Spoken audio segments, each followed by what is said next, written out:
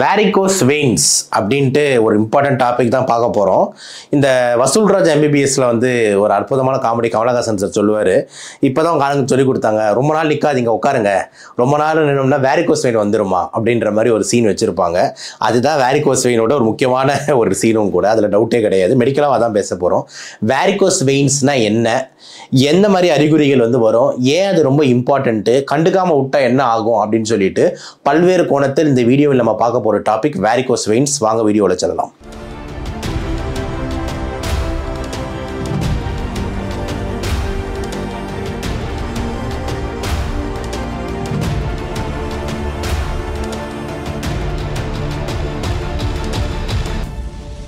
Varicose veins அப்படின்றது ரொம்ப important. இது கால் சம்மந்தப்பட்ட ஒரு விஷயம், ஓகேங்களா? கால் சம்மந்தப்பட்ட விஷயம். வெயின்னா என்ன அப்படின்னா என்னன்னா ரத்த குழாய். இப்போ நம்ம கையிலலாம் இருக்குல்ல, உங்களுக்கு தெரியுதுல, இங்கெல்லாம் அப்படி பண்ணோம்னா இங்கே ரத்த குழாயிலெல்லாம் தெரியுதுல, இந்த மாதிரி காலில் இருக்கிற ரத்த குழாய் இருக்குல்ல, ஆமாம், காலில் இருக்கிற ரத்த குழாய் இருக்குல்ல, அந்த காலில் இருக்கிற ரத்த குழாய்கள் வந்து ஷேப் மாறி பாம்பு மாதிரி, பாம்பு எப்படி இருக்கும் அப்படி இருக்கும்ல, ஜிக்ஸாகா, அப்போ பாம்பு மாதிரி பெருசு பெருசாக உருண்டையா கயிறு மாதிரி ஸ்ட்ராங்காக பெருசாக ப்ராமினெண்ட்டாக பாம்பு மாதிரி காலில் தெரிய ஆரம்பிச்சதுன்னா அந்த கண்டிஷன் பேர் தான் வேரிகோஸ் வெயின். ஸோ காலில் இருக்கிற ரத்த குழாய் ஷேப்பு மாதிரி பெருசாகி பாம்பு மாதிரி வெளியே ஃபுல்லாக தெரிய ஆரம்பிக்கும் காலில், அந்த கண்டிஷன் பேர் தான் வேரிகோஸ் வெயின். ஏன் நான் ரொம்ப இம்பார்ட்டண்ட்டாக பேசுகிறேன் அப்படின்ற மாதிரி பார்த்தீங்கன்னா, நம்ம இயல்பு வாழ்க்கையில் பல பேருக்கு இது இருக்குன்றது ரொம்ப இம்பார்ட்டன்ட். நிறைய பேர் மேபி இந்த வீடியோ பார்த்ததுக்கப்புறம் உங்கள் காலை பார்க்கலாம், ஓகேங்களா, ஏன்னா ஆமாம் இருக்குன்ட்டு.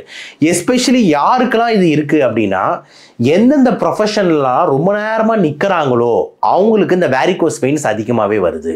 அப்போ யார் அந்த ப்ரொஃபஷன் நல்லா யோசிச்சு பாருங்க. நம்ம டிராஃபிக் போலீஸ், கரெக்டாக நாள் ஃபுல்லாக நிற்கிறாரு, போலீஸ் வேலை, டிராஃபிக் நின்றுட்டே இருக்காரு.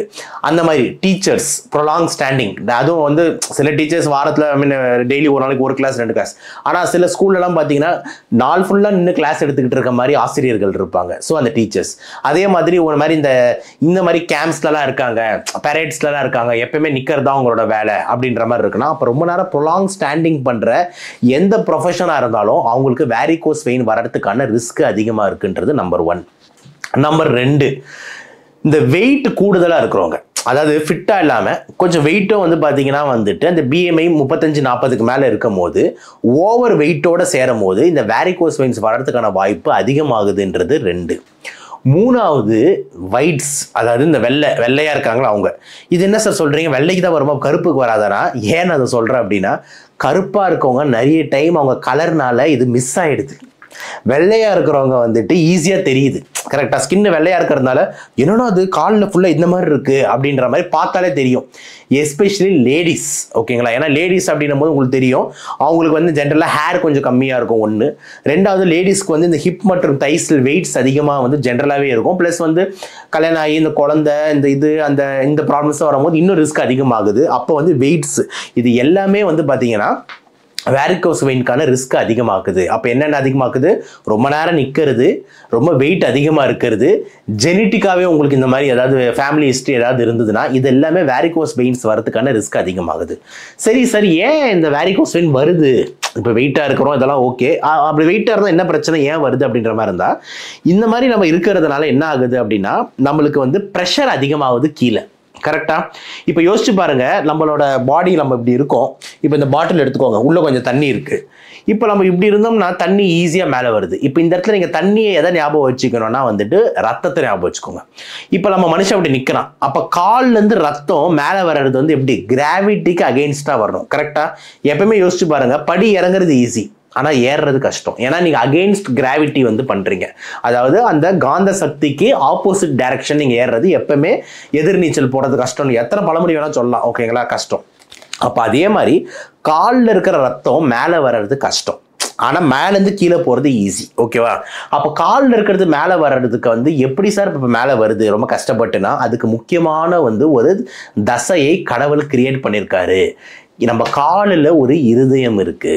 அந்த இருதயம் தான் நம்ம உடம்புல இருக்கிற 2வது இதயம் அப்படின்னு சொல்லுவாங்க. ஓகே, அந்த இதயம் பேர் தான் என்ன அப்படின்னு பார்த்தீங்கன்னா வந்துட்டு ட்ரைசெப்ஸ் சூரே அப்படின்னு சொல்லுவாங்க. நம்ம காலில் கெண்ட காலில் வந்து பார்த்தீங்கன்னா ஒரு இம்பார்ட்டன்ட் தசைகள் இருக்கு. கேஸ்ட்ரோனோமியஸ் அண்ட் சோலியஸ் அப்படின்னு சொல்லிட்டு இம்பார்ட்டன்ட் தசைகள் இருக்கு. இந்த கேஸ்ட்ரோனோமியஸ்க்கு 2 தலகங்க இருக்கும், இந்த மாதிரி பாம்பு மாதிரி இருக்கும் அந்த தசை. அதுக்குள்ள சோலியஸ்னு ஒரு தசை இருக்கு. ஸோ இது 2, சோலியஸ் 1. ஸோ மொத்தம் 3. இந்த 3 அப்படின்னா ட்ரை, கரெக்டா? அப்போ அதனால தான் அந்த தசையை சேர்த்து நம்ம என்ன சொல்றோம்னா ட்ரைசெப்ஸ் சூரே அப்படின்னு சொல்றோம். ஜென்ரலா ட்ரைசெப்ஸ்ன்ற தசை வந்துட்டு நம்ம இப்படி பண்ணோம்னா இந்த இடத்துல வருதுல, இதான் ட்ரைசெப்ஸ். கையில காலில் இருக்கிற ட்ரைசெப்ஸ் தான் ட்ரைசெப்ஸ் சூரே.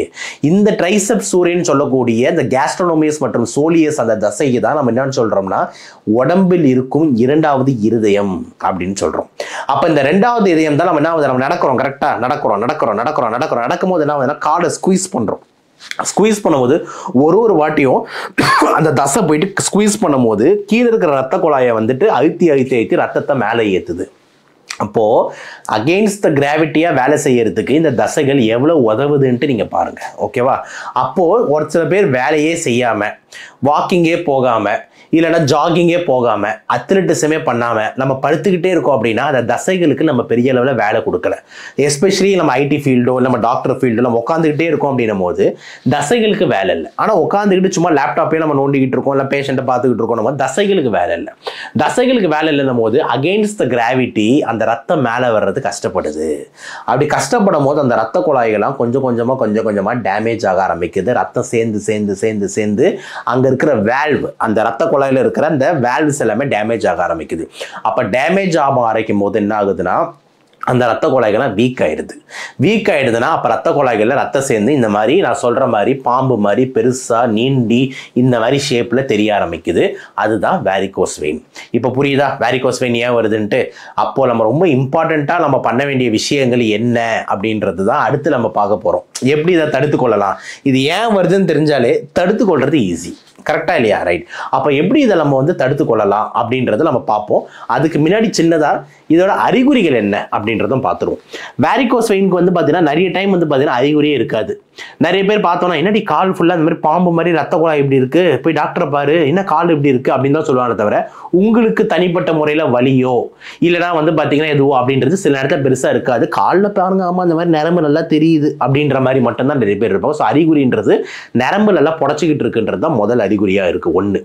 2வது அறிகுறி என்ன இருக்கலாம் அப்படின்னு பார்த்தீங்கன்னா வந்துட்டு வேரிகோஸ் வெயின் இருந்துகிட்டே இருக்கிறதுனால காலில் இருக்க ரத்த ஓட்டம் பாதிக்கப்படுது. காலில் இருக்க ரத்த ஓட்டம் பாதிக்கப்படுறதுனால என்ன நடக்கும்னா உங்களுக்கு வலி வர ஆரம்பிக்கலாம். கொஞ்சம் ஸ்டேஜஸ்ல கால் ரொம்ப வலிக்குது, கால் ஒரு மாதிரி சுருக்குன்னு குத்துற மாதிரியே இருக்கு அப்படின்ற மாதிரி பெயின் வர ஆரம்பிக்கிறதுன்றது 2வது முக்கியமான ஒரு அறிகுறி. 3வது இந்த வேரிகோஸ் வெயின் இருந்துகிட்டே இருந்ததுன்னா உங்களுக்கு புண்ணுகள் வரலாம் காலில். ரொம்ப இம்பார்ட்டன்ட். அது பேர் தான் வேரிகோஸ் வெயின் ரிலேட்டட் அல்சர்ஸ் அப்படின்னு சொல்லுவாங்க. மெடிக்கல் ஸ்டூடெண்ட்டுக்கு இது ஒரு தனி டாபிக்காவே எக்ஸாம்ல கேட்கக்கூடிய ஒரு கொஸ்டின், வேரிகோஸ் வெயின் அல்சர்ஸ் சொல்லுவாங்க. ஸோ வேரிகோஸ் வெயின்ஸ்னால காலில் புண்ணு வரலாம், அல்சர் வரலாம். இது ஒரு முக்கியமான காம்ப்ளிகேஷன் இந்த வேரிகோஸ் வெயின்ல. அப்போ காலில் புண்ணு வந்ததுன்னா என்ன ஆகும்? ஈஸியாக சீல் பிடிச்சிக்கும், கால் சீல் பிடிச்சிச்சுன்னா அடுத்து டாக்டர் காலை வெட்டணும்னுவாரு, கால் கீழே வெட்டணும்னுவாரு, முட்டி கிட்ட வெட்டணும்னுவாரு, முட்டிக்கு மேலே வெட்டணும்னுவாரு, மொத்த காலையும் தூக்கணும். எதுக்கு? கால் இல்லாமல் யாராவது இருக்க முடியுமா? அப்போ யோசிச்சு பாருங்க. அப்போ ஸ்டார்டிங்கே இந்த வேரிகோஸ் வெயின் தெரியுதுன்ற போதே நம்ம தடுத்துக்கிறது வந்துட்டு ஒரு சாமர்த்தியம். இல்லை வேரிகோஸ் வெயினை வராமல் தடுத்துக்கிட்டு இன்னும் சாமர்த்தியம். வேரிகோஸ் வெயின் வர விட்டு வேரிகோஸ் வெயின் வந்து அது புண்ணா மாறி அந்த புண்ணு சீல் பிடிச்சி கால் எடுக்கிற லெவலுக்கு நம்ம கொண்டு போய் விட்டுறதுன்றது அலோவ் பண்ணக்கூடாது. அதனால தான் இந்த வேரிகோஸ் வெயினோட அறிகுறிகளை நான் வந்து உங்களுக்கு சொல்கிறேன். ரைட். அடுத்து நம்ம என்ன சார் பண்ணணும்? இந்த மாதிரி இருந்தால் கண்டிப்பாக நீங்கள் வந்து டாக்டர் பார்க்கணும். டாக்டர் பார்த்துட்டு அவர் என்ன பண்ணுவார் அப்படின்ற மாதிரி இருந்தால் வேரிகோஸ் வெயின் வந்துட்டு எதனால் வந்தது அப்படின்ட்டு முதல்ல செக் பண்ணுவார். அதுக்கப்புறம் உங்கள் வெயின்ஸ்லாம் எவ்வளோ ப்ராமினெண்ட்டாக இருக்குது, அங்கே இருக்கிற உள்ளே இருக்கிற வேல்வ்ஸ்லாம் எவ்வளோ தூரம் வேலை செய்யுது, இதெல்லாமே வந்து ஒரு தடவை உங்களுக்கு வந்து செக் பண்ணிடுவார் டாக்டர். அதுக்கப்புறம் வந்துட்டு மோஸ்ட்லி உங்களுக்கு வந்து அட்வைஸ் கொடுப்பாங்க. என்ன மாதிரி அட்வைசஸ் வந்துட்டு இருக்குது அப்படின்ற மாதிரி இருந்ததுன்னா ஃபஸ்ட்டு நீங்கள் பண்ண வேண்டிய விஷயங்கள் என்னென்ன அப்படின்ற மாதிரி தான் ஆல்ரெடி நம்ம சொன்ன காரணங்களை நம்ம அவாய்ட் பண்ணணும். அப்போது ரொம்ப நேரம் நிற்கிறத வந்து முதல்ல நிறுத்தணும். 1. ஆனால் நீங்கள் ரொம்ப நேரம் நடக்கலாம். ஏன்? நிற்கிறதுனா ஸ்டேட்டிக்காக நிற்கிறீங்க, தசைகள் வேலை செய்யலை. ஆனால் நடக்கும் போது போது தசைகள் வேலை செய்யுது. அப்போ ஒரு தசையும் வேலை செய்யும் போது அந்த பம்ப் ஆகும்போது அந்த பிளட் எல்லாம் மேலே போயிட்டே இருக்கு. அப்போ தயவு செஞ்சு வந்துட்டு எல்லாரும் வந்துட்டு வாக்கிங் இன்க்ரீஸ் பண்ணுங்க, வெயிட்டை குறைங்கன்றது ரெண்டாவது முக்கியமான விஷயம். ஏன்னா ஹை வெயிட்னும் போது ப்ரெஷர் அதிகமாகுதுன்னா வெயிட்டை குறைக்கிறது இம்பார்ட்டன்ட் ஸ்ட்ராட்டஜி.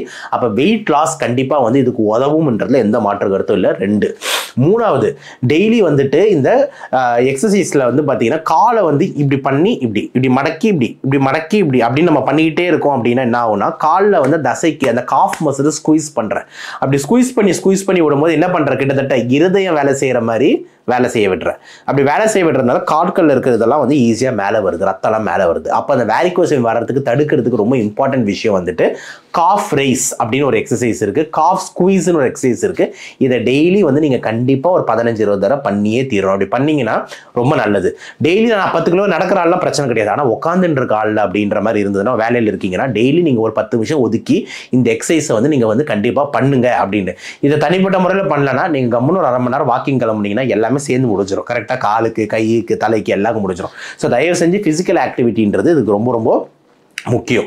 அதை தாண்டி வந்து டாக்டர்ஸ் உங்களுக்கு என்ன பிரிஸ்கிரைப் பண்ணுவாரு அப்படின்ற மாதிரி இருந்ததுன்னா கண்டிப்பாக கம்ப்ரெஷன் ஸ்டாக்கிங்ஸ் அப்படின்னு ஒன்று கொடுப்பாங்க. கம்ப்ரெஷன் ஸ்டாக்கிங்ஸ்னா என்ன, டைட்டான ஒரு பேண்டு மாதிரி. அந்த பேண்டை நம்ம போட்டுட்டோம் அப்படின்ற மாதிரி இருந்ததுன்னா உங்களுக்கு வந்து வெளியே இருக்கிற ரத்த குழாயெல்லாம் கம்ப்ரெஸ் ஆகும். அது கம்ப்ரெஸ் ஆகிறதுனால அங்கே உள்ள வெளியே இருக்கிற ரத்த குழாயில பெருசாக ரத்தம் சேராது. ஸோ உங்களுக்கு கம்ப்ரெஷன் ஸ்டாக்கிங்ஸ் வந்து காலோட வீக்கத்தை குறைக்கிறதுக்கு ஒரு முக்கியமான ஒரு விஷயமா டாக்டர் வந்து உங்களுக்கு பிரிஸ்கிரைப் பண்ணுவார். அதை தாண்டி டாக்டர் உங்களுக்கு சொல்லக்கூடியது என்ன இன்னொன்று என்ன இருக்குன்னா, காலை ரொம்ப தொங்க போடாதீங்க அப்படின்னு சொல்லுவார். புண்கள்லாம் வந்ததுன்னா ஸ்டார்டிங்கே பார்த்துருங்க அப்படின்னு சொல்லுவார். இதெல்லாம் டாக்டரோட அட்வைஸாக இருக்கும். அதர் தேன் தட் ட்ரீட்மெண்ட்னும் போது மோஸ்ட்லி இதுக்கு வந்து ஒரு சர்ஜிக்கல் ட்ரீட்மெண்ட்டாக தான் இருக்கும். அந்த சர்ஜரின்றது இப்போ வந்து லேசர் முறையில் சர்ஜரிஸ் வந்து வேரிகோஸ் வெயினுக்கு இருக்குது. ஸ்க்ளிரோசிங் ஏஜென்ட்ஸ், அதாவது அந்த வெயின்ஸை வந்து சுருக்கிறதுக்கு ஸ்க்ளிரோசிங் ஏஜென்ட்ஸ்னு ஒன்று யூஸ் பண்ணுறாங்க. பாலிவினைல் ஆல்கஹால் இந்த மாதிரி நிறைய ஏஜென்ட்ஸ் இருக்குது. ஸோ அந்த மாதிரி ஸ்க்ளிரோசிங் ஏஜென்ட்ஸ் வந்து யூஸ் பண்ணலாம். இது 2. 3வது அதே மாதிரி வந்து ஓப்பன் சர்ஜரி, அதாவது டேரெக்டாக வந்துட்டு நம்ம வந்து வேரிகோஸ் வெயின் சர்ஜரி வந்து அந்த 2 இடத்துல வந்து நிக் மாதிரி போட்டு அந்த வெயினை வந்து எடுத்துருவாங்க. ஓகேங்களா? ஸோ இந்த மாதிரி வந்து நம்மளுக்கு சர்ஜிக்கல் ஆப்ஷன்ஸும் வந்து வேரிகோஸ் வெயினுக்கு வந்து இருக்கு. ஸோ அந்த லெவலுக்கு நம்ம போகக்கூடாது அப்படின்றதான் நம்ம பார்வையா இருக்கு. ஸோ நான் என்ன சொல்றேன்னா, நம்ம சைட்ல இருந்து வேரிகோஸ் வெயின் பொறுத்த வரைக்கும் மெடிக்கல் மேனேஜ்மெண்ட்லேயே முடிச்சுக்கணும். மெடிக்கல் மேனேஜ்மெண்ட்டுக்கு நீங்கள் போகக்கூடாதுன்னா அதுக்கு மேலே வராமையே பார்த்துக்கிறது ஏன் ஒரு நல்ல ஒரு முயற்சியாக இருக்கும்ல அப்படின்றத நம்ம பார்வையாக இருக்குது. ஸோ ஓவராலாக ஒரு ஜிஸ்ட் சொல்லணும் அப்படின்னா, வேரிகோஸ் வெயின்ன்றது ரொம்ப நிற்கிறவங்க, குண்டாக இருக்கிறவங்க, ஆக்டிவிட்டியே இல்லாதவங்க, இவங்களுக்கெல்லாம் ஒரு 45-50 வயசுக்கு மேலே கண்டிப்பாக காலில் பாம்பு மாதிரி பெருசாக தெரிய ஆரம்பிக்கிறதுக்கு வாய்ப்புகள் வரும். இது பேர் தான் வேரிகோஸ் வெயின். இது இருந்ததுன்னா ஸ்டார்டிங்கே வந்து கவனத்தை செலுத்தி நீங்கள் உடனே வாக்கிங்கு, ஜாகிங்கு, வெயிட்டை குறைக்கிறது, கம்ப்ரெஷன் ஸ்டாக்கிங்கு இப்படின்னு போட்டு அதை முதல்ல சரி பண்ண பாருங்கள். ஏன்னா இதை நம்ம சரி பண்ணால் விட்டோம்னா அடுத்து என்ன ஆகும்னா காலில் புண்ணு, காலில் சீலு, காலை எடுக்கிறதுன்ற மாதிரி காம்ப்ளிகேஷன் வரக்கூடும். அப்படின்றதுனால இந்த வேரிகோஸ் வெயின் ஸ்டார்டிங்லேயே முளையிலேயே வராமல் பார்த்துக்கிறதுல மந்த கிள்ளி போட்டுறதுன்றது நல்ல ஒரு ஆங்கிளாக வந்து இருக்கும். இந்த வீடியோ கண்டிப்பாக உங்களுக்கு யூஸ்ஃபுல்லாக இருக்கும்னு நினைக்கிறேன். தயவு செஞ்சு நம்ம சேனலுக்கு வந்து கொஞ்சம் ஆதரவு தருங்க. ஏன்னா கஷ்டப்பட்டு நிறைய இன்ஃபர்மேஷன்ஸ் வந்து ஒரு டைம் ஒதுக்கி பப்ளிக்கு ஒரு சேவையாக நம்ம சேனல் வந்து இவ்வளோ இன்ஃபர்மேஷன்ஸ் கொடுத்துக்கிட்டு இருக்கோம். கண்டிப்பாக டாக்டர்கிட்ட நீங்கள் போனாலும் இவ்வளோ இன்ஃபர்மேஷன்ஸ் உங்களுக்கு வந்து அவர்கிட்ட பேசுறதுக்கு அவ்வளோ டைம் இருக்காது. ஆனால் உங்களுக்கு கொடுத்துக்கிட்டு இருக்கோம் அப்படின்னும் போது மக்களான உங்கள் சப்போர்ட் வந்து தயவு செஞ்சு நம்ம சேனலுக்கு தாங்க. ஸோ தட் நம்ம இன்னும் கொஞ்சம் நல்ல ப்ரொடக்டிவ் வீடியோஸ், இன்னும் லைவ் வீடியோஸ் இதெல்லாம் காமிக்க முடியும். ஸோ உங்களால் முடிஞ்ச டொனேஷன் நம்ம சேனலுக்கு வந்து கொடுங்க அப்படின்னு சொல்லி இந்த வீடியோவை வந்து பிடிச்சிருந்தா லைக் பண்ணி, ஷேர் பண்ணி, சப்ஸ்கிரைப் பண்ணுங்கள். மீண்டும் இன்னொரு வீடியோவில் சந்திக்கலாம். அதுவரை நன்றி, வணக்கம்.